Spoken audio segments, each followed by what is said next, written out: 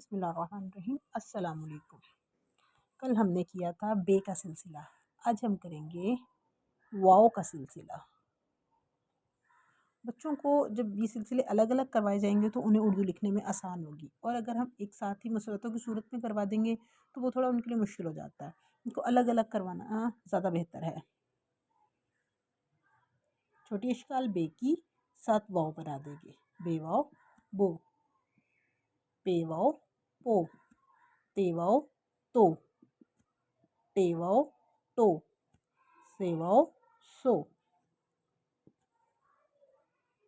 Gym वाव जो, चे वाव चो, हे वाव हो, खे वाव हो, दाल वाव दो, डाल वाव डो, जाल वाव जो, रे वाव रो, रे वाव रो।